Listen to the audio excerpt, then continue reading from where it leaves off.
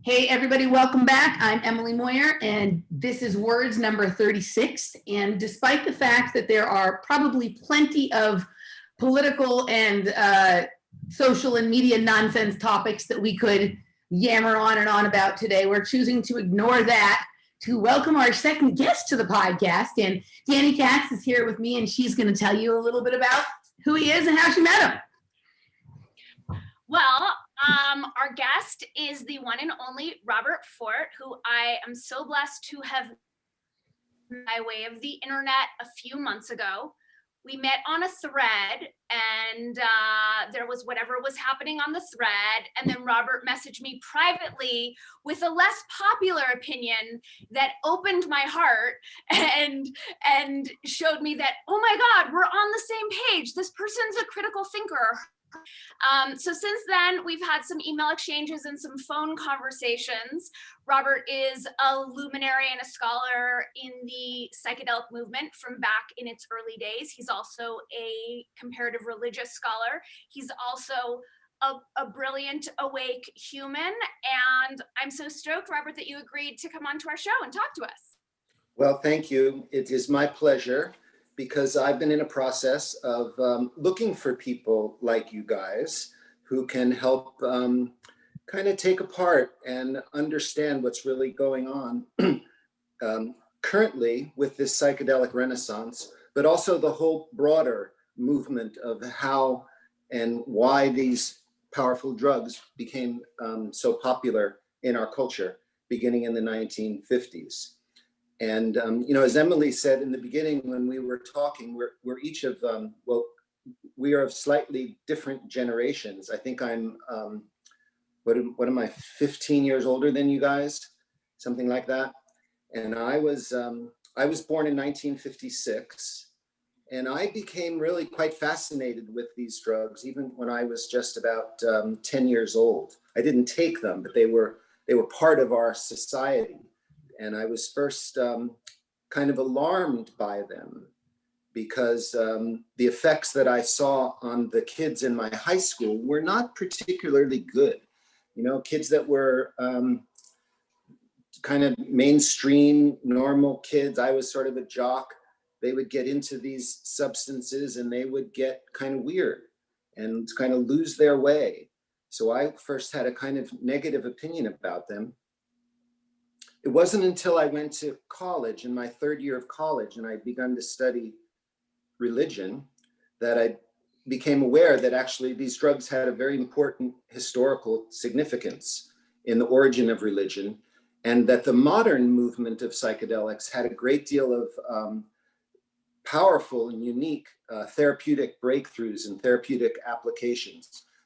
So I decided almost overnight that I was going to learn everything I could about these drugs and kind of make a career out of it as a scholar and as a researcher. And so I did that beginning in about 1980. And I threw myself into the subject more than just about anybody I know. I mean, it was during a time where there was a real lull in psychedelics. They reached a peak in the late 60s and early 70s, and then they sort of petered out. There was no more research going on.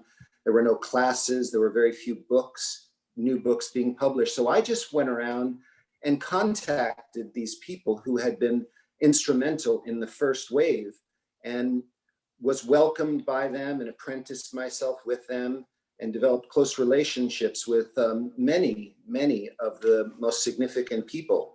And so I've kind of seen myself as a bridge between the first generation of the 60s, people like Leary and Gordon Wasson and Albert Hoffman, who I knew personally quite well, each of those people, Alexander Shulgin, and this new generation of younger people who were starting to become fascinated. And I just, that's where I am now. Awesome.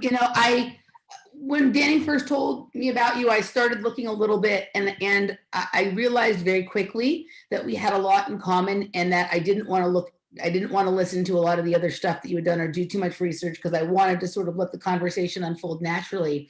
And I too was very had a negative view of like of drugs, right? But, you know, even though I always also was attracted to some of the visual imagery that was portrayed around them in the media, right? When you would see like an article or a book about psychedelics or about drugs, there was usually like a very colorful graphic, right? With something that's like an optical illusion or something very psychedelic looking, right? And, you know, cool young people or whatever. While like those visuals grabbed me, the behavior I saw from like my peers or people, you know, kids you knew at school or heard about or whatever, also made me have harsh judgment of it. I too was a jock, right, or an athlete. I was a gymnast and whatnot. And so, you know, that was kind of a no-no. So I had, you know, a pretty similar kind of thing. And it wasn't until gymnastics ended for me after a few years into college, as well as you, that I kind of started just dabbling in waters outside of your typical like jock type of life, and began to experiment with a variety of kinds of things. And once I found my way to psychedelics, my experience of them was different than what I had judged they might be based on the behavior I saw of peers like in high school, right? You know, and I guess at the time, I didn't spend that much time thinking about it. Like in hindsight, especially because I spent a lot of years in the rave scene and the underground dance music party scene. I still go to underground parties. But back in the like rave days, you had a lot of very young people there. And by the time I was really into it, I wasn't on the super young end of that. And I think at a certain point, I came to see that they have a very different effect on you once your brain is like matured past a certain point. I didn't start doing psychedelics till my mid-20s. And I think that like it's a completely different experience than when you have it, you know, as a teenager. My stepbrother did a lot of psychedelics as a kid, and he just always had that wandered off sort of look in his eye and couldn't ever quite get it together. So yeah, that's kind of, you know, we had some of that in common. And I like the way you described yourself as sort of a bridge between the various generations. From what I did gather from some of the things Dani told me and what I kind of looked into, like when I think of like the previous generations, a lot of them, like in hindsight, they see everything from their generation as having either been wonderful, right? Like, oh, it's just the wonderful days, and if everything went back to that, things would be fine. Or if they have a negative view of it, they think the cause of the problem was, you know, the drugs themselves, as never really looking at the fact that there could have been some other kinds of influences and manipulation going on. And we see some of those same things in the more modern one. We're still in process of that though, so it's a little unclear. You're kind of unique in that you kind of stake out a position of, you know, that there's problems, but it's not necessarily the substances themselves. So I was really looking forward to this. Dani, what are your thoughts on some of that, or your position coming into this? Yeah, my position coming in is I'm noticing myself contract around the word drugs. Okay. Because drugs is so laden with all those things. And granted, like not everything is a plant. LSD is not a plant. Right. And, you know, so I tend to use the terminology plant and medicine. And I know, Emily, you want to talk about these substances as medicine. So I just kind of wanted to presence that and give voice to that. And I had the same background as Emily. I was a gymnast. Drugs were a total no-no. I went to the biggest party school in the country and never tried anything. The first substance I did was in graduate school. I did LSD. And when I did, I thought, oh, okay, now suddenly this dimension makes sense and I can be on the planet. It was not until I did psychedelics that I felt like I could function in this culture. And I do credit psychedelics with a lot of my growth and my knowledge and my spiritual connection and whatnot. That being said, having been in the psychedelic community for as long as I have, I see a lot of the downsides. I see a lot of the groupthink. I see where it takes some of our best and brightest minds and completely co-opts them and distracts them and takes them away from themselves. I also see how, you know, the current iteration and even, you know, the generation that you were speaking of, Robert, seems to be led by a lot of dudes, which I find interesting. And like anything, when there's a big sort of movement around it, or a group or a tribe or an identity, I tend to sort of step away and get suspicious. And right now, my perspective on it all is more of a, especially as we're getting into the legalization conversation. That's Mm-hmm. kind of where I'm at. Broad overview. Cool. Yeah, well, okay, so let me say a couple of things. First of all, it's an enormously complicated subject with many, many levels. And so I'm now talking about not the psychedelic movement, but psychedelic movements. Yep. There's more than one current of activity going on here since these drugs were introduced. And I'd like to just, as a starting point, I will say it was with Albert Hofmann's discovery of LSD, okay? And the history of psychedelic drugs, let's just say from that point, is really, to my mind, a microcosm of the history of religion. Now, religion, we know, is vast and enormously complex and includes the entire spectrum of human behavior, from the very best, our ideas of enlightenment and human fulfillment and ethical systems and all of the really great stuff that is in this history of religion. And at the same time, there's the opposite, and how often religion is used as a tool of tyrants for mind control and subjugation of populations, and the very worst, preying on people and controlling them. And contrary to what a lot of psychedelic enthusiasts have been led to believe, the evolution of psychedelic drugs in modern society, again, starting in the 40s or 50s, was not an organic coming together of disparate events. Albert Hofmann's discovery of LSD, Aldous Huxley's taking mescaline and writing The Doors of Perception, Gordon Wasson, the banker who sort of discovered or introduced the mushroom into the modern world, Timothy Leary's adventures at Harvard, Ken Kesey, and then this whole body of psychiatric research that had begun in the 40s and 50s. This was not just these things sort of happening independently, then leading into this phenomena, but these were actually kind of planned and coordinated events. Yep. And this is a disturbing thing, and I'm just really starting to come out and talk more about this because I think it's really very important, and I have to deal with a lot of flack. You guys probably get this too. You get to be called a conspiracy theorist, and I think you've covered this meme in earlier podcasts, and maybe we should go over it a little bit. But really, beginning in the 1940s and 50s, American modern society, not just American, but European society, we were subject to an op. We were subject to a form of social engineering. These drugs were deliberately introduced in order to have an effect. The effect was not the evolution of consciousness, but it was the control of consciousness.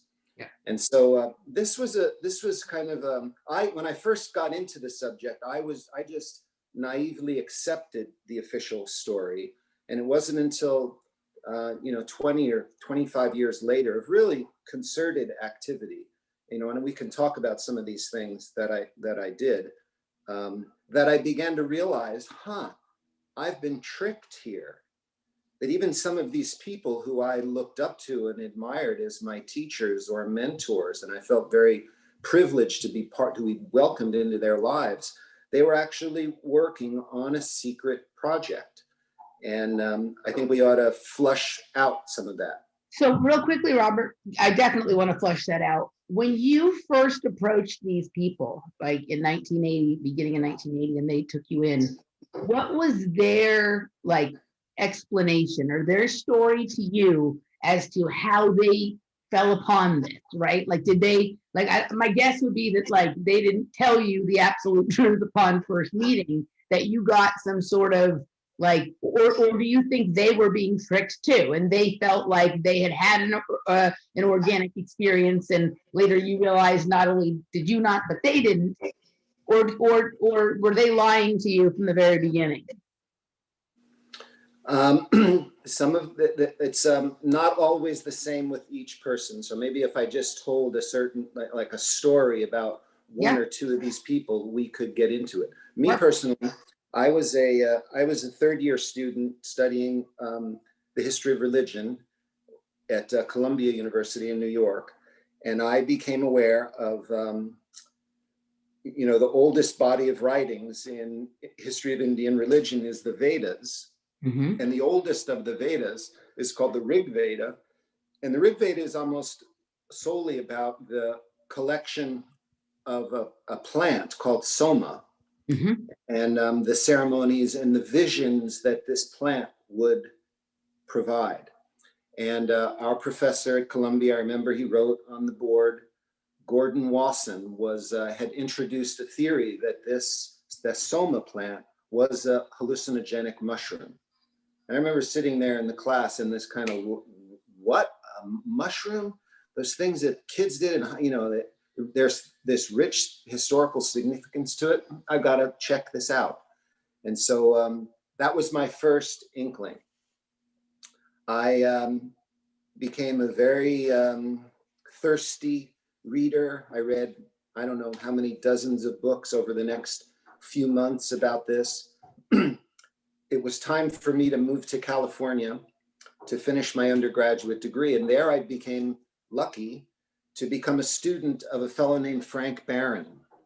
Now he's not a very well-known name in the public about psychedelics, but he's really one of the most significant figures in the whole movement, because he initiated his graduate school friend, Timothy Leary.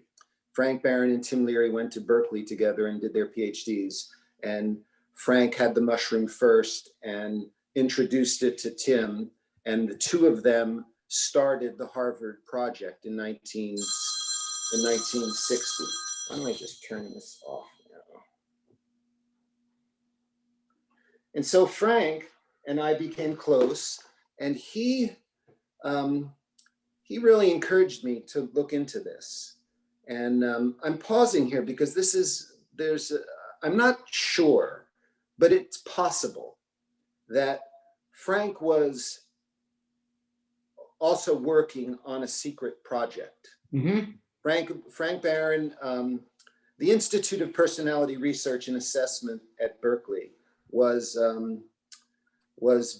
largely funded by intelligence. OSS in World War II, when it disbanded, it kind of split into three entities. It became the CIA in Washington, it became the Department of Social Relations at Harvard, and it became the Institute of Personality Research and Assessment at Berkeley. See, I'm realizing as I'm talking about this, maybe we should even step back a little bit, and that to really get what I'm putting out, we have to really reframe a lot of what we think of about American history in the post-war period. For example, it's a common understanding that the Allies defeated the Nazis in World War II. Okay, so that's the actual history of World War II, and the post-war period is a lot more interesting than that. That the Nazis weren't actually defeated.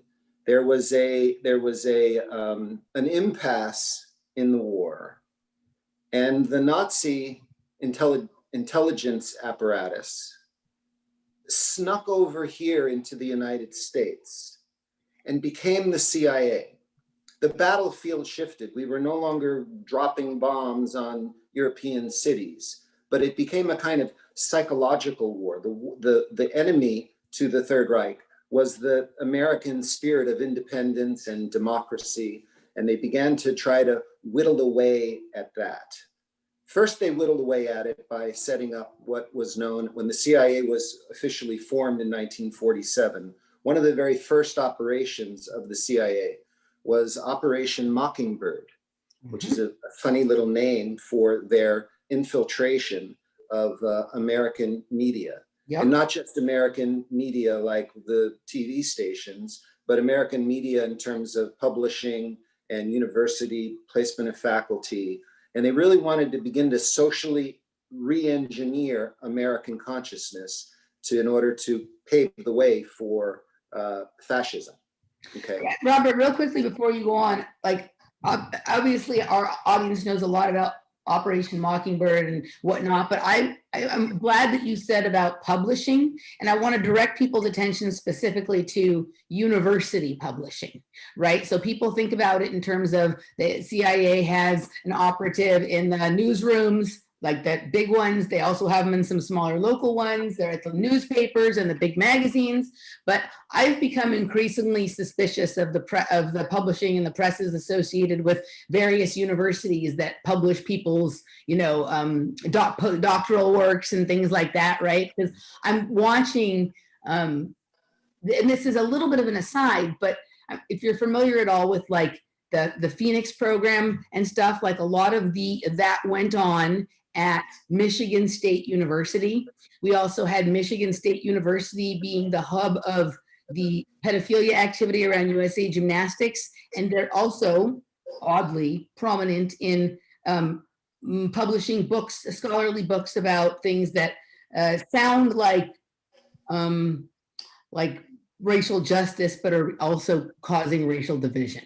Right. And so like this, why is it that the center, right? And there's been stuff published through these things about all of this stuff, and people don't generally think about that, right? There are publishing presses associated with universities.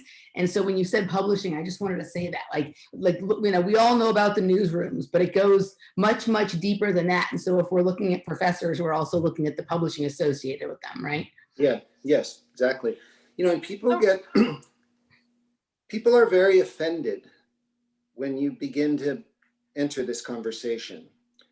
Americans particularly, we have this idea of American exceptionalism, right? And it's the same, it causes a lot of cognitive dissonance to be faced with the possibility that the country that you are a citizen of is actually a kind of hostile force to you. People encounter the same thing, like if you're going to explore child sexual abuse in the Catholic Church. The same thing. It's just like these, like whoa, whoa, whoa. And so to really get in and understand what we're trying to talk about today, you have to really practice great methodology and put your emotions aside and look at the data, look at the research, and just try to stay neutral with this. And so where were we? Robert, can I ask you a question real quick? Yes. Just tying into where you were leading us. When you were talking about the history, you were saying that the Nazi Party didn't actually lose the war. They instead infiltrated through the CIA. So my question is it the Nazi Party acting as an independent Nazi Party, or was there something else acting through the Nazi Party? Yeah, the Nazi Party itself was kind of put forth by British intelligence. Yeah. Sorry. Yeah. Yeah. And this is not really my forte. Emily's so excited. I would recommend that in one of your next podcasts, you get one of my colleagues and good friends, Joseph Atwill, to talk more about this origin of the Nazi Party. But that was also kind of a psyop against the German people.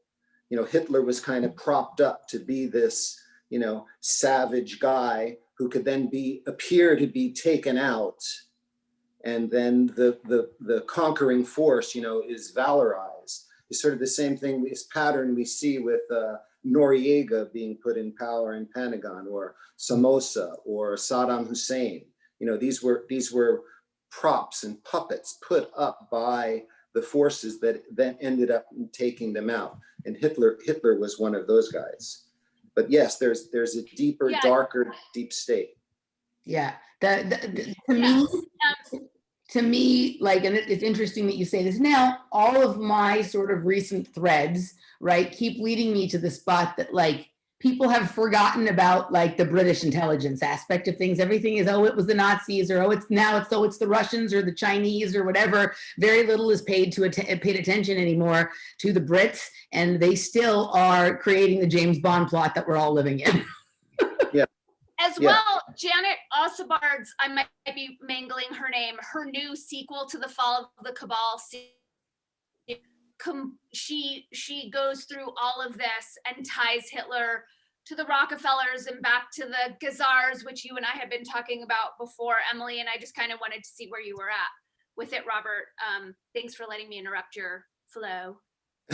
Yeah, this is all the like British intelligence kind of stuff on like some of this more governmental level, and on the social level, like very Tavistockian.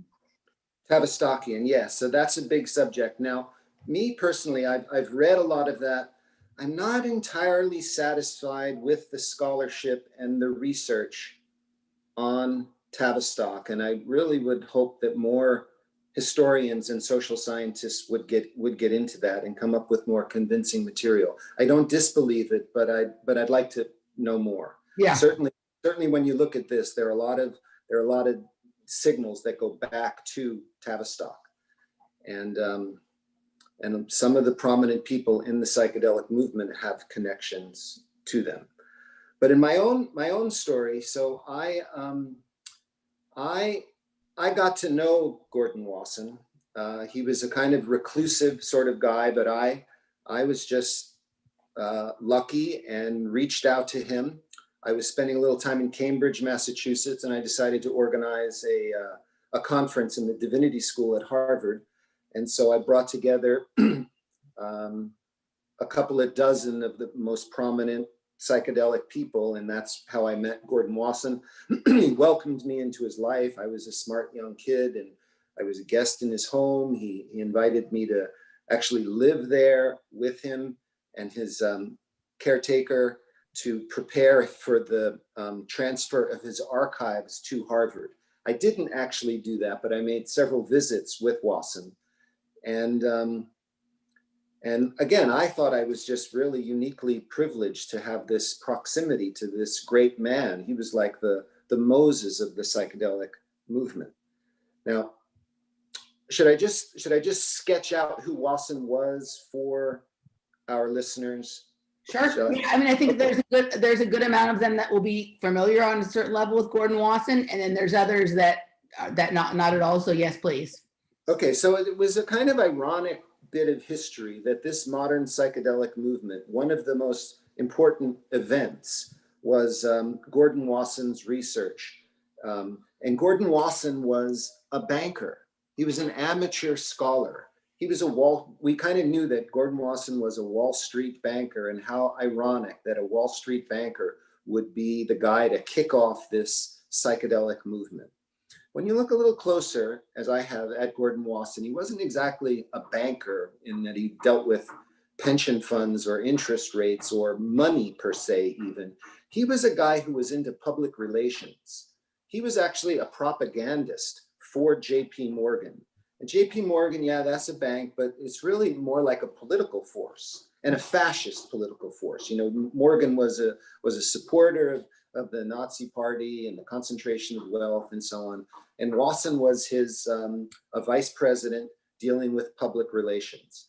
And Wasson used to tell that his mushroom hobby was separate from his banking career. Mm-hmm. And he made that very clear to me. I actually published a long interview with Wasson. And so some of the things that we're just going to kind of skirt over here are referenced and written down in my books that we'll list at the end of the podcast. But in my interview with Wasson, he said that he kept the banking and the mushroom work completely separate. But several years later, when I was going through his archives, I found out that he was misleading me, that in fact, he had conversations and correspondence with some of the most important banking colleagues and friends of his that were, and I began to realize, well, Gordon Wasson wasn't really just a Wall Street banker, but he was really on the very inner circle of the American fascist movement. Mhm. I mean, he's close friends and drinking buddies with people like Alan Dulles, who Mhm. was the first director of the CIA, who was the director of a bank in Switzerland that helped finance Hitler. You know, Alan Dulles is one of the darkest characters in modern American history. A really great book by David Talbot, The Devil's Chessboard, gets into a lot of the details about Alan Dulles. He was one of the founders of MK Ultra, which is really what we're talking about here. Yeah. MK Ultra stands for mind control, control with a K, like the German, ultra mind control. Mhm. That was what they were beginning to institute in America. You mentioned MK Ultra nowadays, and people think that MK Ultra was just this nefarious program of really diabolical experimentation on unwitting subjects, prostitutes, giving them to their johns, you know, some of these very celebrated things that they did. But MK Ultra was really a lot more extensive than that. And so Wasson kind of kicks off the psychedelic movement with an article that he publishes in Life magazine Mhm. in 1957, and it was called "Seeking and Finding the Magic Mushroom." Before this article, these psychedelic mushrooms were known to a few people, anthropologists, very small number of people. When Wasson wrote this article, it became literally front page news in one of the most popular periodicals in the world. And suddenly everybody knows about the existence of this mushroom that causes visions. And it was one of the turning points in my career of understanding these drugs, that article was itself an MK Ultra subproject. Yep. That article was paid for. The expedition was paid for by the CIA. The publication of it was paid for by the CIA. Henry Luce, who was the owner and publisher and editor of Life magazine and many others, was himself not formally in the CIA, but he's a skull and bones guy. And that was really kind of astonishing to me and kind of personally offensive, because Wasson had, this gets back to your earlier question, he deliberately misled the culture, and me in particular, when I asked him about this. So when you're telling me this and you're talking about how you met him in Cambridge and he kind of took you in and whatnot, this is like almost word for word similar to how Ted Kaczynski was taken in by one of his professors in Cambridge at Harvard. And, you know, he would have weekly visits with him and whatnot. And he thought he was a special chosen one. And really he was having MK Ultra executed on his mind at a very high level, right? Like the most, you know, like I just recently, a few months ago, watched the Netflix Unabomber documentary, which has all the usual problems of a Netflix documentary. I'm not endorsing the veracity of the story that they put out there, but one thing that they did actually cover was, it felt like they did a decent job at showing what was really going on with his professor at Harvard there. And, you know, like, I think that in that period, now things are a little different because we have technology and the way people are reached and mentored to or mind controlled or whatever tends to involve a technological intermediary often.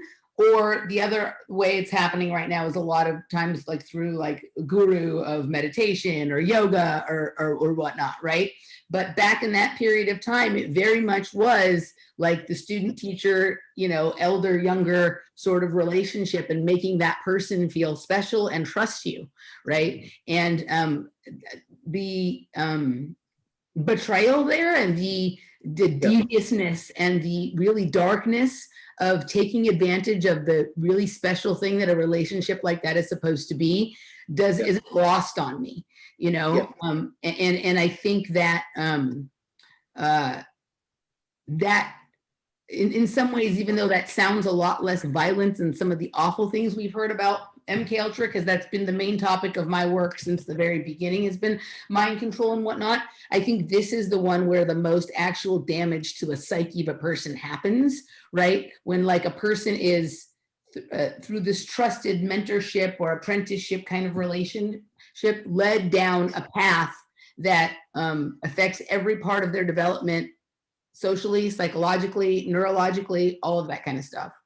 Yeah, well, I'm glad you said that, because that is part of what it's one of the things that I've been working my way through. You mentioned Ted Kaczynski at Harvard. So that program that Kaczynski was subjected to was under a very important character in American psychology, Henry Murray.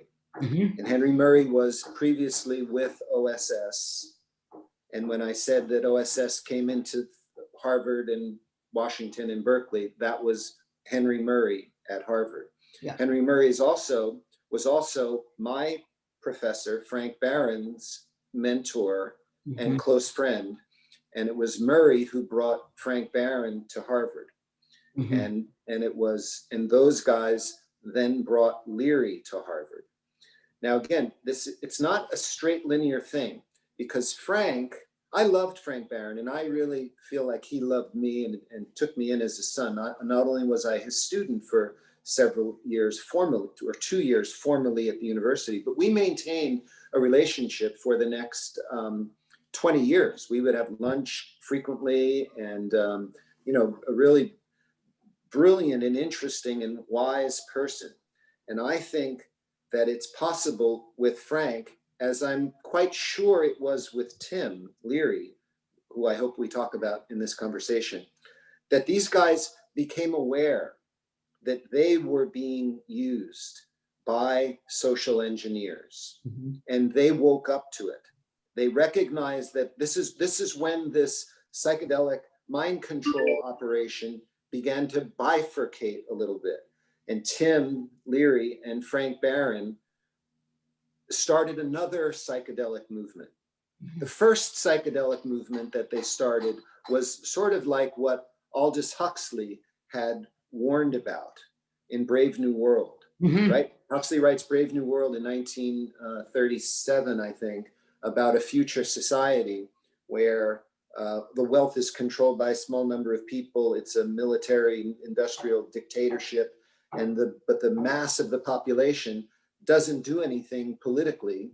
Why not? Well, because whenever they get a little anxious about their fate, they're given this psychedelic drug. We didn't even have the word psychedelic drug at that point, but it was a drug that gave you a kind of quasi-mystical experience, made you feel like everything was okay, even when everything was not okay. You would go on these soma holidays, and you would take these drugs, and you would be instructed to fuck your brains out, not establish any kind of meaningful relationship, but just kind of fuck your brains out. Now, who wants to start a revolution after you've just come back from Burning Man? It's kind of like that. And so that's what they were setting out to do in different ways. And Frank and Tim, this is the story that I believe is true. They realized that they were being used, and they started to wake up to it, and they started to use the same psychological data and the same drugs, and started like a counter revolution, and started to introduce these drugs in order to wake people up and to empower people. And then there was a lot of chaos in the 1960s and 70s. And one of the ways that I put it is that was a period of chemical warfare in the United States, with each side using the same drugs, but with different means and different intentions. We all know Tim Leary is the guy who, popularized these psychedelic drugs, but really the abiding theme throughout his life was more important. It was about questioning authority and thinking for yourself.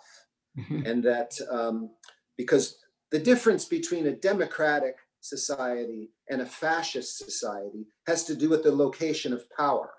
In a fascist society, the citizenry is weakened. The power is all introduced to the state. In a democratic society, the locus of authority is within each and every person. And that's what enables a democracy to flourish. And that's what Tim and Frank were trying to do with the drugs. Now, if you look at today's renaissance of psychedelics, you see a couple of very interesting things. One is that there always this flood of articles in the mainstream news, the New York Times and The Economist and CNN. Psychedelic drugs are coming back. They're great for you if you do them in the context of psychiatric approved, medical research. They're trying, and they all take a shit on Leary as the guy who ruined this movement. Well, he did ruin that movement. He did ruin the attempt of the CIA to use these drugs as a new form of soma. I have some documents. Well, I don't know if I still have them. I just experienced a house fire and my whole archives were lost. But somewhere I still have a document of Tim, one of these classic articles where they're saying, "Oh, Tim Leary ruined research. This guy Rick Doblin, we have to erase the ghost of Timothy Leary." And that was actually what Tim was proudest of. He said many times in his life his most important contribution was wresting the drugs away from the CIA.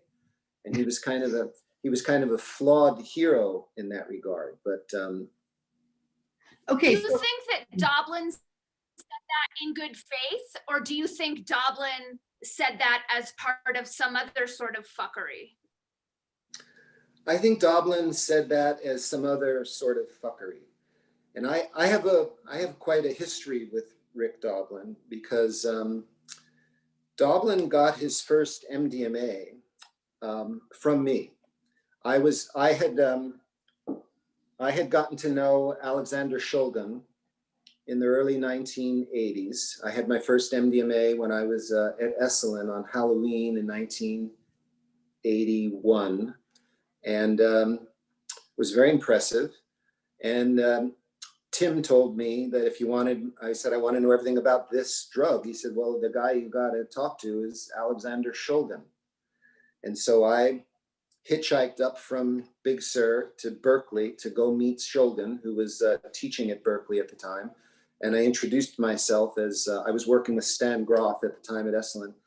And I said, I'm just wanting to learn everything about psychedelic drugs. And I had an MDMA experience, and it seems to me to be the perfect drug to reintroduce into society because it's gentle. It doesn't have the negative side effects or overwhelming nature of LSD.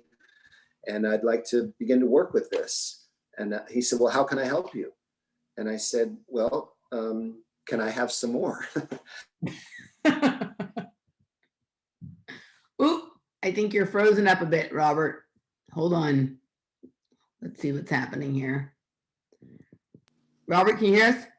I can hear you, yes. Okay, it froze up a little bit after you said, can I have some more? Which I think is always the perfect, first thing to say when someone says, how can I help you? Yeah.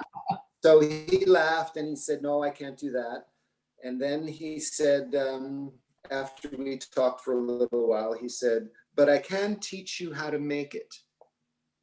And I thought, oh, that would be interesting. So before long, I returned with a couple of PhD chemists, and we set up a laboratory in 1982, and right up here at the University of California, Santa Cruz campus, and we were making MDMA, pure legal MDMA. And I set out to do a study, a naturalistic study, where I would give it to people. I had a couple of partners. We would give it to people and ask them just to write down what it did. And the deal was that we wanted to keep this drug secret. It wasn't illegal. The DEA didn't even know about it. We wanted to build an underground base of therapists and people using it. And we started to do that. Dozens and dozens of therapists in the Northern California area were part of my project. And then my partner at the time met Rick and gave it to Rick. Please keep this quiet and just say what it does to you. Well, of all of the people, hundreds and hundreds of volunteers, Rick was the only one. He didn't he didn't, not only did he not keep it secret, he called the government, he called the media, he called Reagan's drug czar to basically snitch us out and alert them to the existence of this not illegal quasi-psychedelic love drug that was being used by dozens of therapists in the Northern California area and this group at Esalen. And he kind of inserted himself, he helped create the popularization of MDMA and basically made a career for himself, and then was only just like a year or 2 years after that that it became, and Rick wasn't the only one, there were other players in this, and created it as a whole thing. Now you guys had mentioned the rave scene. Right. You guys were part of that. See, that was. I was. You never were you, Danny? No, just me. Yeah. See, to me, that's an example of, again, this soma. MDMA, LSD. Huxley said LSD was going to be a new soma, but Huxley didn't know about MDMA. But MDMA is like the perfect soma. Completely. And this rave, huh? Completely. Yeah. So this rave phenomena, all like it just kind of popped up all around the world. Warehouses on the edge of cities, all over the place, hundreds, sometimes thousands of young people taking this drug, which does have astonishingly effective therapeutic properties, but not so much when you're taking it with that kind of mind-numbing music. So here you have a drug that's extremely valuable, that's being used to kind of anesthetize a whole population of young people. It's soma. Go back and read Brave New World, and it seems to me to be very clear. Now, yes, I know people will say, oh, but all this great stuff happened as a result of it. Maybe some great stuff happened as a result of it. But from my point of view, what happened is that MDMA became almost overnight the most popular recreational drug in the world. It made billions and billions of dollars for the organized crime syndicates that were behind it. And if you do just a little bit of research, you can see that this is all Israeli intelligence. It's a Mossad operation. We know, for example, that many books have been written about how the CIA controls the heroin trade, how the CIA controls the cocaine trade. Gary Webb's book, Alfred McCoy's book, The Politics of Heroin in Southeast Asia, how these intelligence agencies use, that's why these drugs are illegal. Well, that's exactly what happened with MDMA. That book hasn't been written yet, but it should be written because, again, it's not an organic phenomena, kids getting together and having these parties. This was an operation that was engineered to make people just feel great, to distract them from the political developments of the 80s and 90s.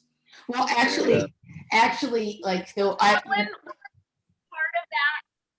Do you think Dublin was part of that Mossad Israeli intelligence? And have you ever confronted him about ratting you guys out? Yes, about, because we kind of worked together for a little while in the beginning. And then he kind of, went around behind my back and did stuff. No, he had an agenda. And yes, I've talked with him about it many times. He just flat out denies it. But then occasionally he will slip and offer evidence that supports my point. For example, in one of his fundraising letters back in 2011, he wrote about the greatest moment of his life. This is what he said. He said it was like one of the greatest moments of my life was finally being admitted into the secret headquarters of a group. It was called the Hesig Foundation, HESG. And I thought, that's interesting. I wonder what the Hesig Foundation is. And then just Google a little bit, and you find out that the Hesig Foundation, the board of directors are Mossad, former head of Mossad. It's a front organization for Mossad. And their headquarters is in the Dobblin's family's old mansion in Tel Aviv on Rothschild Boulevard. This is the family that he comes from.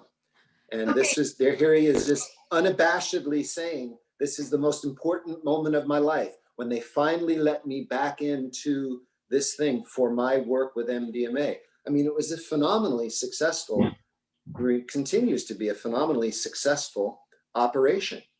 Okay, Billions and billions. Couple of questions. Like, so many things pop up here and there. I'm going to say a couple of things, but first of all, is this Doblin character is not someone who's popped up. I mean, maybe I've come across his name before, but he's not someone who pops up frequently in my lines of research. And you just said when he was raising funds for his foundation. Now, is he associated with like Drug Policy Alliance or MAPS or something like that? Like, which He's the founder. He founded MAPS. Okay, so I'm familiar with MAPS. I guess I just have always referred to it as MAPS. Yeah. So that's interesting. My experience is that your handlers will always slip and tell you who they are, right? So in my case, like I will often, without naming who it is, I will have frequent conversations with someone who I've identified to be one of my handlers, where I will just straight up directly ask something like, did you ever think maybe you were like working for an intelligence agency when you were doing all these things you were doing? And I'll get back and answer like, no. I interviewed for the CIA, but they turned me down. Yeah, that's a very common thing. Right. They say, yeah, I know. Right. Okay. So like they can't help it, right? Like literally, and then with the others, like I will ask them a question. They'll deny what I have asked them to happen. But then in the very next sentence, they will give deeper evidence than I would have ever like dared to ask for. They'll give deeper evidence, in part of their denial of the first question I asked, right? So I think this is like a very, very common phenomenon. As to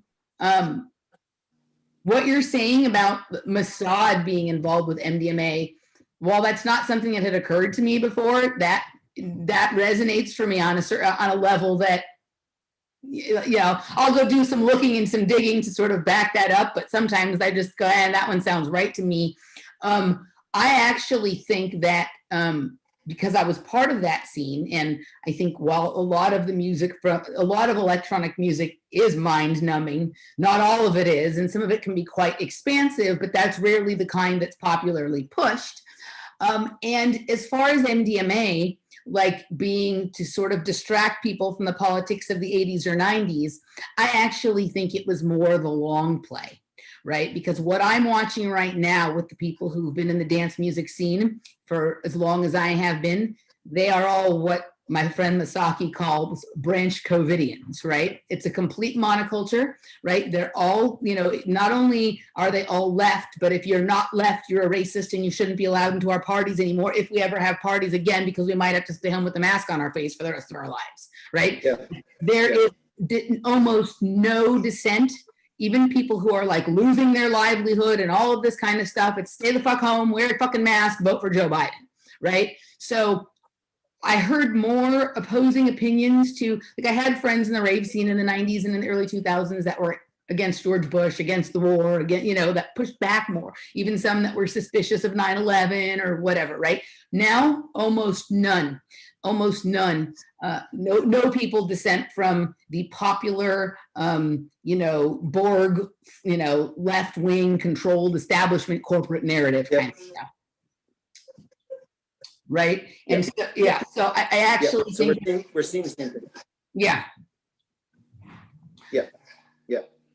So so that's Rick. And then the press he gets is, that's another way that you can tell, because Operation Mockingbird, we mentioned earlier, it didn't go away in the 1950s. Operation Mockingbird is stronger than ever.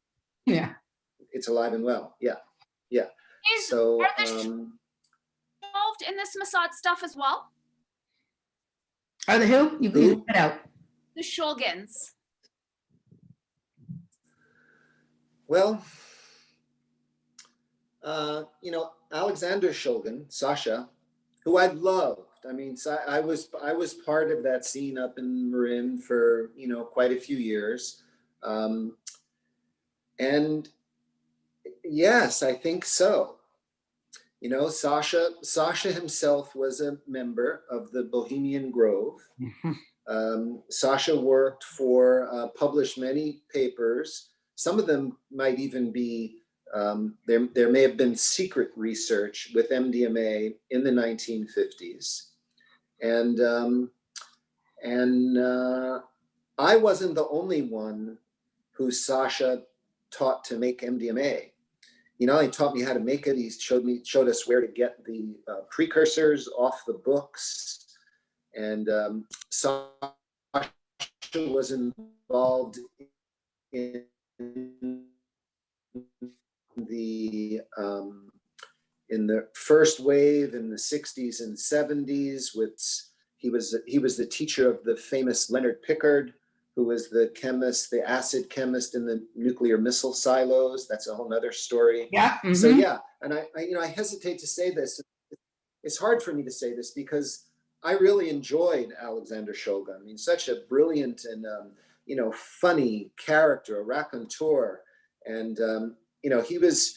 I wouldn't say that Sasha was a fascist, but he sure had a lot of fascist friends. I mean, the Bohemian Grove. He used to just say, "Oh, I just play the cello for them in their band," but I just wonder about that, and so it's tricky. He was a scientist who just loved science. He had a carte blanche. He could do whatever he want with psychedelic drugs, and more than any other single person is responsible for just a flood of these mind-altering chemicals that. Some of them have positive, powerful effects. But if you look at his books like P-Call and T-Call, which are formulas and recipes, and kids and people all around the world are experimenting with these drugs. They're mostly, and I know I lose a lot of my readers and the audience that I'm trying to reach by saying things like this. They have more of a, derangement and a distracting quality than they do have the quality that is healing for the culture, like you're noticing with your rave community friends in the monoculture. So a couple of things, and then I have a thought about how where to maybe go with some of this. So what you just said about how you're not the only one that he taught to make MDMA. Yeah. So one of the things that I've noticed is what they'll do with something like this. So first of all, like there is this can kind of go both ways, right? There is an ethical, there's a high ethical mark and a certain level for the fact that he taught you how to make it as opposed to just gave it to you, right? Like there is something about a holistic understanding of a substance, right? That when you actually make, and this goes for like if you grow your own vegetables as opposed to just buy them at the farmer's market or whatever, right? So he did this thing, which really speaks to maybe his true nature and love of science and the experimental process and teaching someone and whatnot. But so that's one of those things that's like, okay, that's kind of interesting. He did that. But the other thing that happens when you know how to make something is you take sort of an ownership over it, right? Like, this is the way I do it. This is mine. Everyone sort of develops their own little style, right? They tweak the recipe, or, they have a certain ritual that they do when they're making it. They might listen to this music, and some of that vibration or energy that is unique to you then goes into, what you're doing.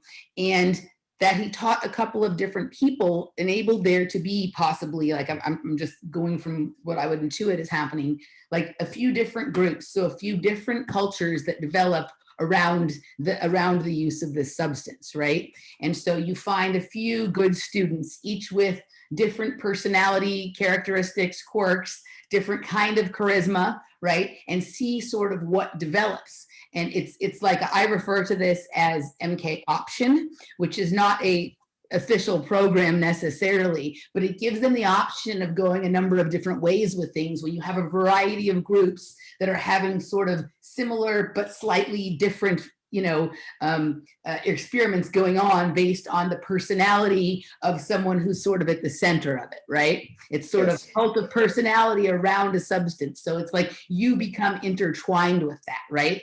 So I think that's an interesting thing you know, that's been done. And I think you'll find that at the center of all of these sort of cultures that popped up around psychedelics. And you also see it in terms of like the cultures that pop up around yoga techniques, dance music, and styles of music that are played and whatnot. And it gives them more laboratories, right? More sort of open air laboratories to tinker around with and observe and whatnot. And I think that like when you look, you'll see this process over and over and over again.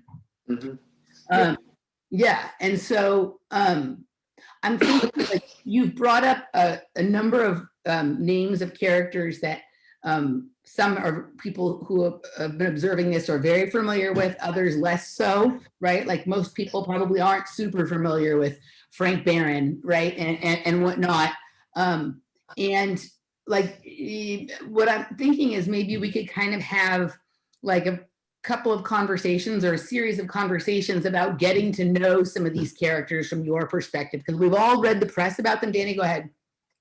Oh, I was waiting till you were done. Okay. Don't interrupt you. Okay. So, you know, like we started getting into a little bit about Gordon Wasson, and I don't think we quite had finished sort of fleshing that out. I have some interesting thoughts based on some other things you've said since then about possibly what was going on with Gordon Wasson. But I don't know, like maybe since you had personal experience with a bunch of these characters, maybe like some, rather than trying to just put little bits together all the way through, we have some conversations around these characters, because I think that like, you know, so much of what happens is people decide in their heads that either this character is good or bad, and that's just the way it is. And they lose like the really most important information that is in the nuance around these people who are not necessarily all good or all bad. And when you do that, you don't understand how they're actually working and how intelligence is working through them. So that's kind of my thought. And Dani, what did you want to say, and what do you think about that? Well, yeah, because I've been holding my Wasson question because we took so many different offshoots. So I have two thoughts. I'm still curious about your relationship with Wasson, because even hearing you speak about it, how he was, you know, an introvert, and he took you under his wing, and then there was this betrayal, and I am You froze. or if there's some sort of Dani, you froze for a second. So just repeat like the last sentence or so.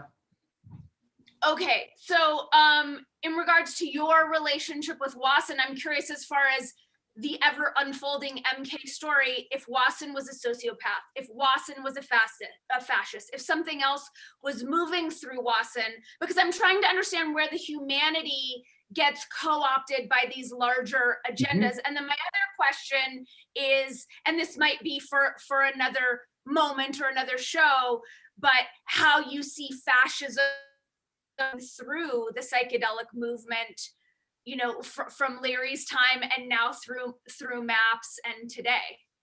Yeah, well, you know, that's a lot of conversations. That's a book. Yeah, I know. So to just go to Wasson, I've of course spent a lot of time wondering about this, because when I was with him, and this is in his last, his last 3 or 4 years, he seemed, he just seemed like a wonderful guy. You know, there wasn't anything hostile or cruel or controlling. He seemed like a man who was kind of comfortable with his fame and having introduced this stuff. You can see that if you look at his books, he produced a number of books, half a dozen or so books, very, very high quality printing and publishing and scholarly merit.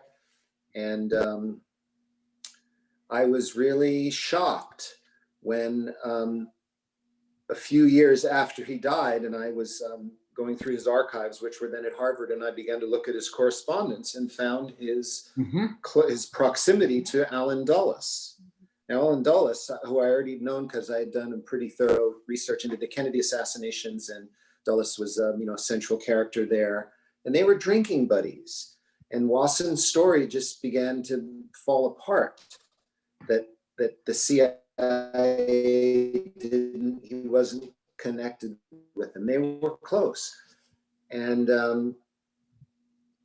so I don't really know, but I want to think I want to think that Wasson might have had some regrets. I have other letters of him where he was writing about to his banking colleagues about the Vietnam War and how he was an anti-war guy. He didn't like Reagan. He didn't like the Republican hawkish politics of the 1980s. He seemed like a gentle man who was really just interested in a scholarly way in his theories about the origin of religion. And so I don't know if I'm really answering your question. I don't really know. I don't think of him as these guys are true believers. They Shulgin too. Like there wasn't anything nasty about him. I can't imagine him ever wanting to hurt somebody. That Shulgin's and Wasson kind of the same. That if you just put this stuff out there. This was one of Wasson's phrases in my interview. He said, "Well, I just thought I'd put it out there and let the chips fall where they may." That was his orientation. I don't really think he was malicious, but I think he was, when you're a young man and you're offered a paid position, that's a big deal, and you go along with it. When Leary was offered this position at Harvard, it was like a great thing, and now he learns, oh my God, there's a nefarious aspect to this. Puts you in a place like, what are you going to do here? And those are just two of the characters. But I like what Emily said, to look at some of these people and to look at them from a neutral perspective. Terence McKenna is another guy. Yep. Right.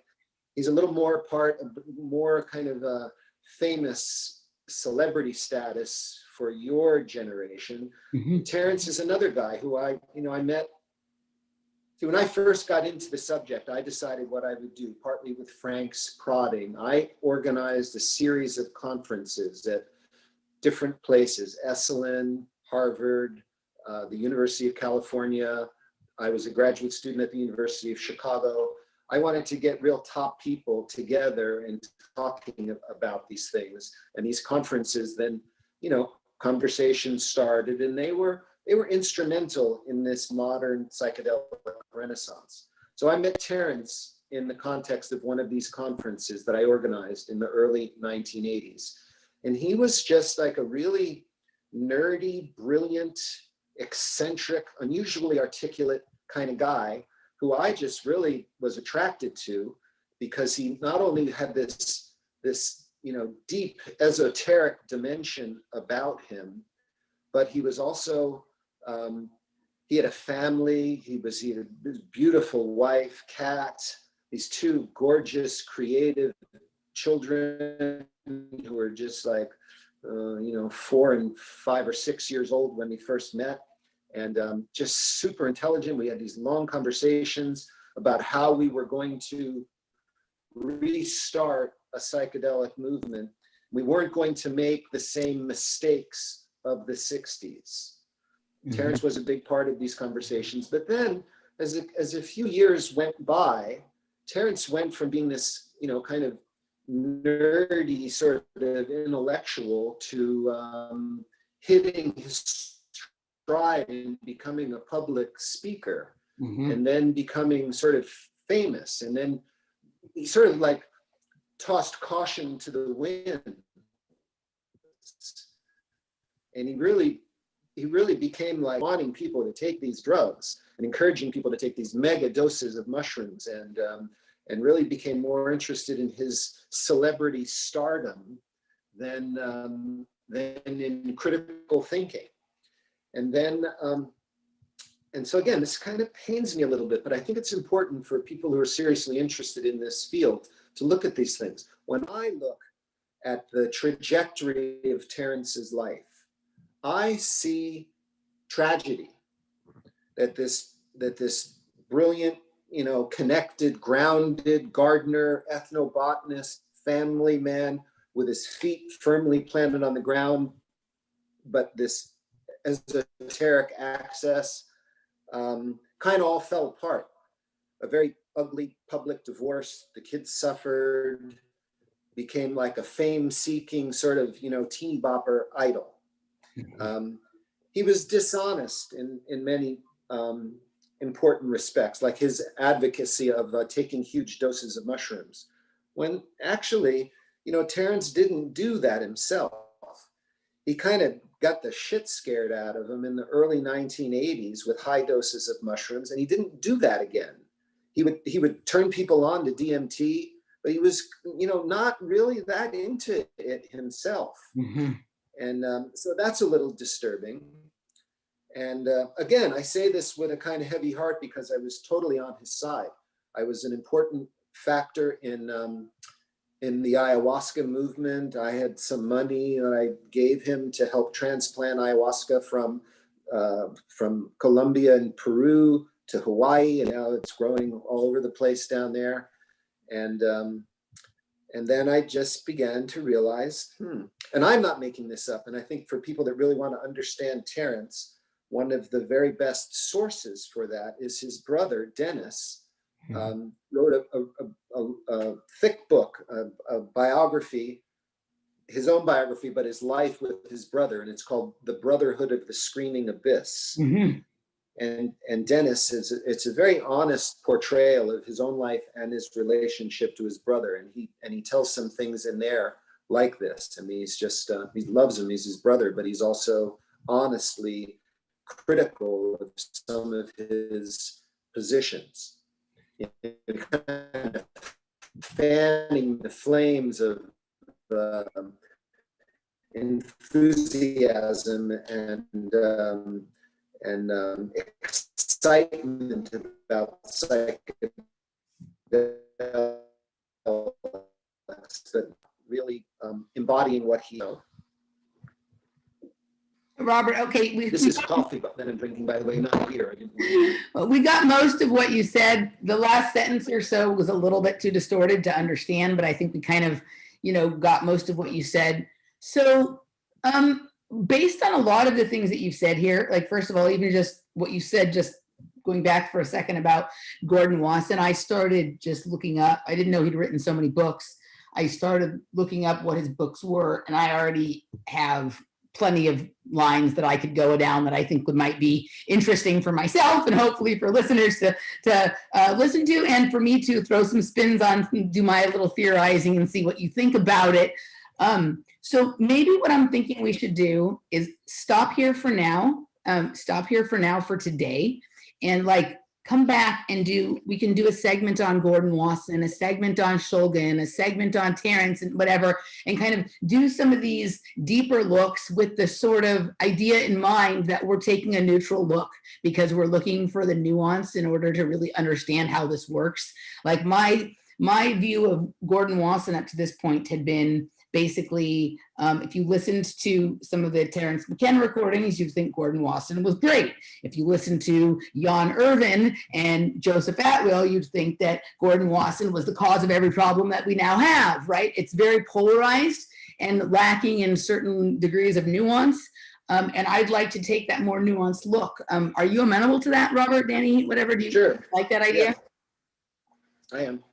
I am so wanting us to do a show on how fascism is using the psychedelics and how that's manifesting in our culture from beginning to end. So yes, to Wasson, to McKenna and whatnot, but I really, really, really want to know that piece, which I understand is probably like a series of books, Robert. Okay, something you distorted right at the beginning of that, so I missed the actual point of what you said. So what?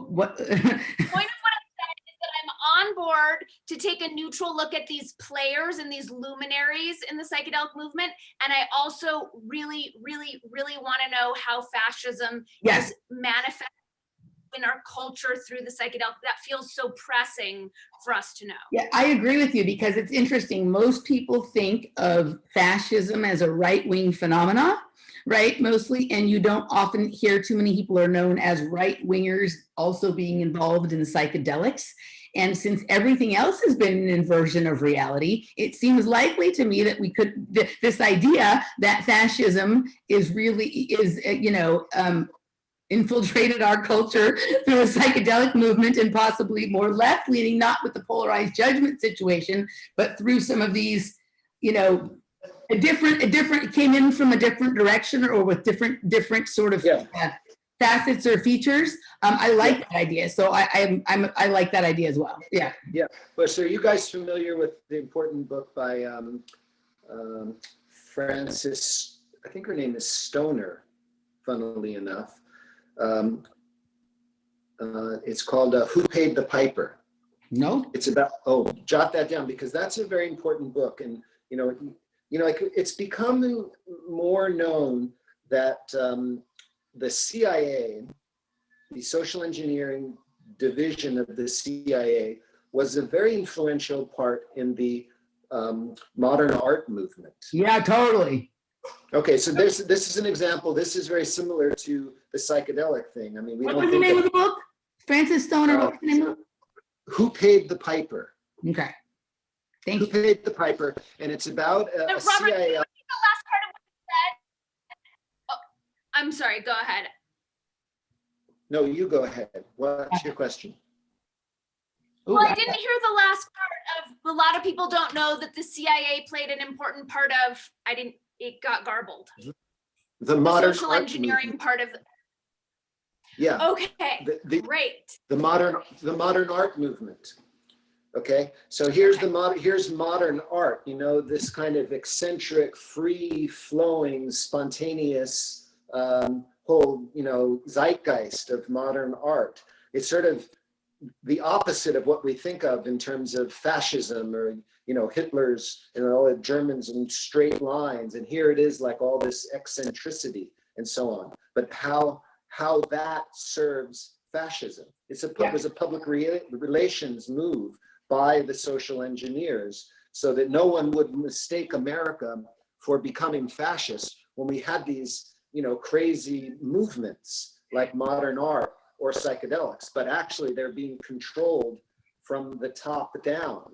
Rob, yeah, I'm not familiar with her, so thank you for turning me on to her. I'm going to take a look at that. But the idea that you're talking about, I am very familiar with that. That the introduction of both modern and quote unquote deviant art as a tool of fascist mind control is something I have looked into a little bit. Yeah. Yeah. Now, so we're just throwing things out here. You mentioned two people that I know quite well. You mentioned Jan Irvin, and then you mentioned Joseph Atwill. And I got to know both of those guys. Jan Irvin contacted me many years ago, and he was such a hostile, negative kind of guy. I just wouldn't give him the time of day, but he kept on calling me because he knew my relationship with all these people. And then finally he sent me a book he wrote called something about the mushroom that he wrote about John Allegro's work. Yeah, Sacred Mushroom. And it's an excellent book. Yeah. It's an excellent book. And so I began to converse with him and share documents. And Jan introduced me to Joseph Atwill.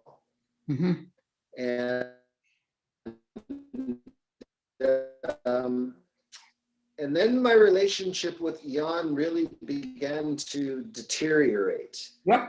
And I don't want to say very much about it because I was sort of a mentor to him, a sort of a counselor to him. And there are things that I just don't want to get into. I developed a system of the op that he's wanting to expose. And he has certain psychological characteristics that are very challenging to him. So and then he introduced me to Joe Atwill, and they're like completely opposite people. And they now have absolutely no relationship. So they're often named together because they've written a couple of really good articles, Manufacturing the Deadhead. That's some really good work. It's mostly Joe's work that Jan was helping him with in the research, and then they had a real falling out. But so Robert, I've followed Jan Irvin's work for many, many years. I don't anymore because my feeling is exactly what you think, that like he is fallen prey to that which he was trying to expose based on certain characteristics and tendencies and whatnot, and he's lost the plot. But some of his early work particularly was very influential on me, and he's been right about a lot of things, but Yeah. he's more, to me, at a certain point, it became more important that he be right than that we actually learn anything. And that nuance that I'm talking about, right? I'm a lot less familiar with Joseph Atwill. The only way that I really know him is because once he became involved with Jan Irvin, and I watched a lot of their work together, and I've seen him been interviewed other places. It just held less appeal to me, not because there's anything wrong with it, just, certain people's work, resonates more for you than others, but I'm familiar with what happened between them. But I do think that they showed some very interesting things, both individually and when they worked together. I think it's unfortunate what's happened with Jan, but that's what I'm kind of really talking about, is like, I feel like we can kind of pull back here and be a little bit more neutral, in that we're not trying to necessarily prove someone is good or bad, or or whatever our personality preferences are, because that keeps us from understanding how it actually works, and then we sort of fall prey to having it happen to us Yes. as well. Yeah, that's what I meant at the beginning of the conversation, to really get into this complex, multi-layered topic. I mean, there's psychedelic drugs, people that are going to tune into this, they've probably taken these drugs. They have very, very powerful effects. There's a lot of emotionality, and that you just have to learn how to deal with that. So yeah, I just wanted to put that out there, because I have immense respect for Joseph Atwill and his scholarship, and particularly his book on Caesar's Messiah, which is another, it kind of epitomizes what we're talking about here with psychedelics. The creation of Christianity as a psyop is very similar to what we're talking about here with the introduction of psychedelics. That Watson and team of social engineers in the 40s and 50s were looking to recreate a new age religion to be, the opiate, so to speak, of the masses. And that's what we can see, nowadays, especially now, this quickening, this last election, that we had, not only the political stuff, but the flowering of psychedelic culture is reached a crescendo never before in the world.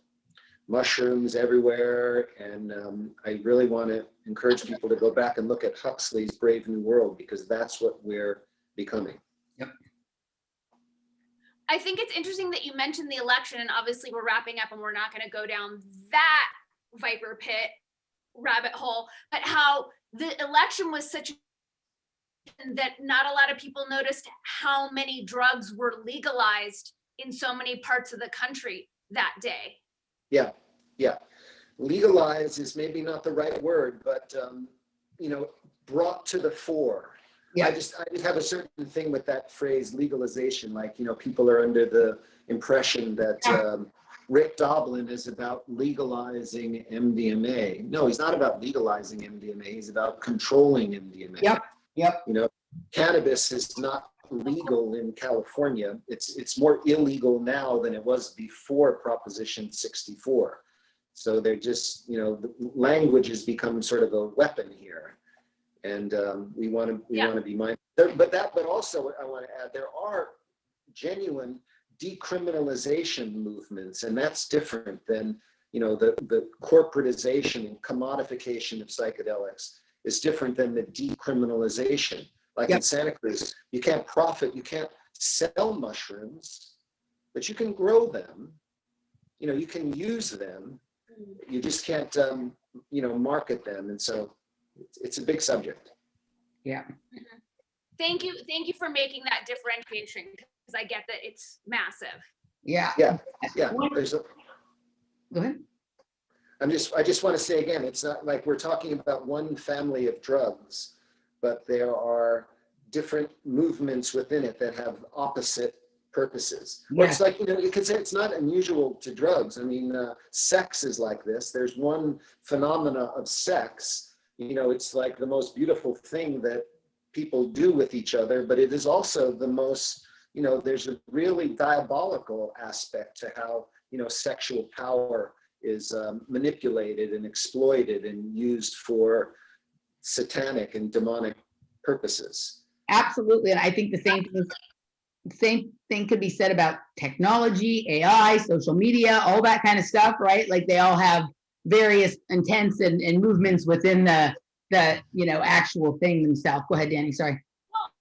And also just acknowledging how many different ops are at play simultaneously, because there's what you're talking about, decriminalization of certain substances being decriminalized so they could be controlled. And then there's what just happened in Oregon, where now heroin and cocaine and meth it's all fair game, where you look at, okay, that op seems to be the total destruction of that state.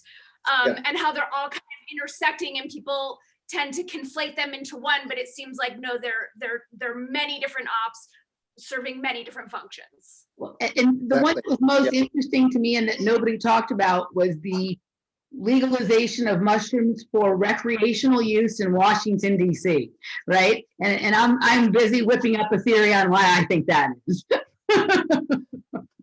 I'm curious what it is. I need to flesh it out a little bit more. Okay.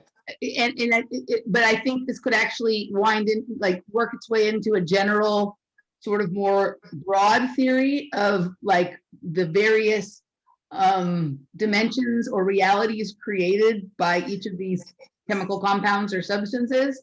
So I think I'm sort of working on one strain, and when I'm able to put it together eloquently, then I will say it. But I wait to be able to do that first. But that's one that most people missed. I haven't heard anybody talking about that. And I think the fact that that happened in Washington, D.C., right, like is, for the first place that, recreationally legalized it, they're not even talking about having to do it in clinics or for spiritual or psychiatric healing or whatever. They're just like mushrooms for all, right? Robert, once you're at the place where you can put it together in a cohesive, eloquent way, because that'll be such a fun three-way combo. Yeah, well, that's why one of the reasons I'm so excited about talking about stuff like this with you guys, and Dani, a more highly trained writer, and to begin to get this stuff out. Joe Atwell and I have talked about writing a book together about all this, but there are millions and millions of people involved in this operation. And it's, I feel responsible to help at least share my point of view, which is quite studied. And I love the drugs, the sacred, you mentioned that before, Dani, and I appreciate you mentioned, that's actually the first sentence in my first book, Entheogens and the Future of Religion, where I make that distinction between what's a drug and what's a sacred substance. And the language is extremely important. I think each of us here really appreciate the experience that each of these various substances offer, and also are very clear on what some of the possible side effects, issues, downsides, whatever, of not just the substance, but really more all the nonsense that goes on around it. Yeah, I've also been inspired lately by how many people, I'm really just starting to come out, because a lot of my work over the years was illegal and underground, and now I'm coming out more.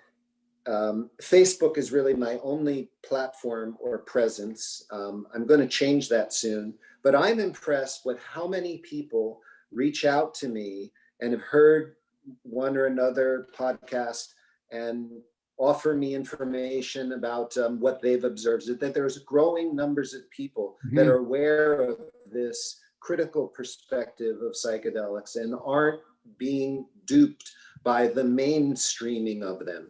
And so that also inspires me to come out more and to share my point of view. So that's where people who have listened to this and are interested in following your work and your rantings and ravings and all that kind of stuff can find you. Is at Robert Forte on Facebook? Yeah, that would be the best place for now. And like I said, I just went. Where can they find your books?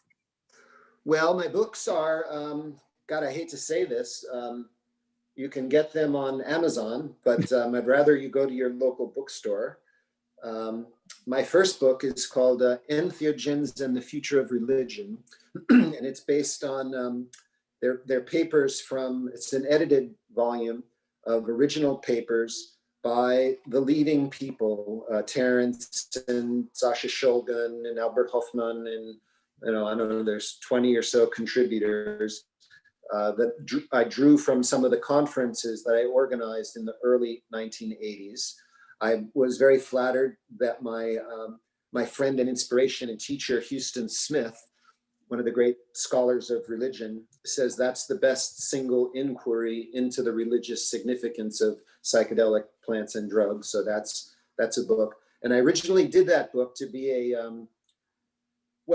first I did it with Stan Groff, but then when I began to realize that some of this movement wasn't what I thought it was, I withdrew it from publication and then brought it out 10 years later when this group called the Council on Spiritual Practices got going, which is the group that is behind the research at Johns Hopkins University. So it was originally a fundraiser for that Johns Hopkins project, but then I also developed a kind of curious view about that. But anyway, that's one book. Can we just, I'm just curious about your curious view, because Johns Hopkins is so questionable in terms of intelligence and what they're doing. So is that group clean? That's No.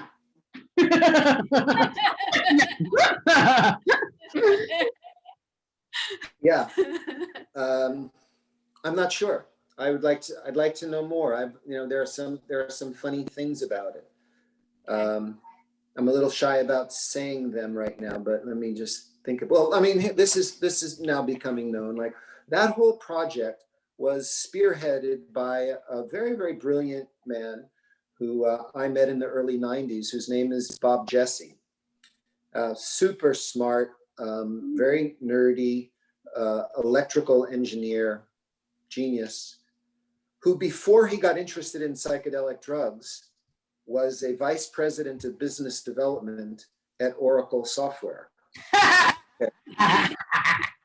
So but I didn't really figure that out until later. Oracle Software was, of course, started with CIA venture capital.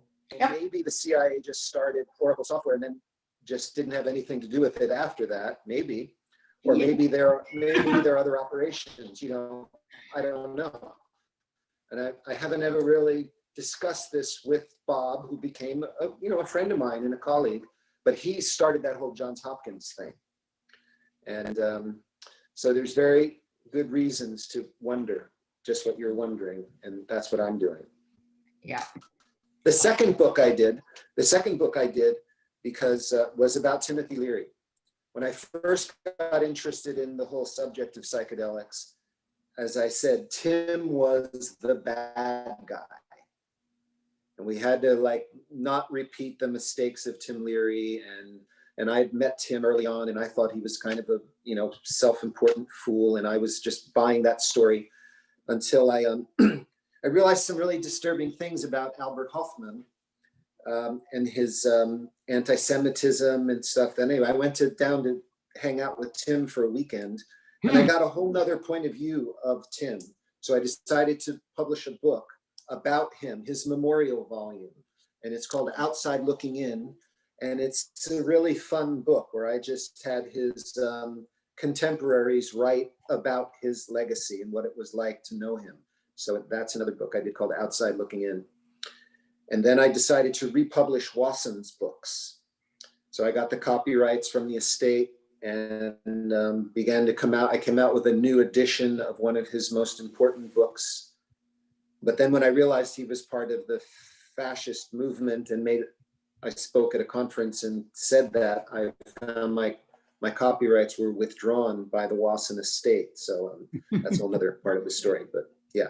Anyway, those books, Entheogens and the Future of Religion and Timothy Leary, Outside Looking In, there's a lot of good material in those. All right. Well, I think you've established your credentials as a a curious seeker, which is the only thing required for this series of conversations that I would like to have with you. So I want to thank you for joining us today. And Dani, do you have any last thoughts? Just thank you so much for joining us. You're just a treasure trove of just the type of intel and information and pattern connecting that we love to geek out on. So I'm just had so much fun. I'm so excited to have you on again. My Yes. pleasure. It's a real pleasure to connect with you guys, and I look forward to more. And now I'm going to go down to the bookshop Santa Cruz and get that copy of Best of Me and flip through it before I mail it to you. All right, that wraps it up. Okay. That wraps it up for us here today. We will hope for slightly better love from the technical gods next time. I apologize for there's a few technical interruptions and distortions here. We'll hope for better luck next time. And we'll see you guys real soon. Okay, great.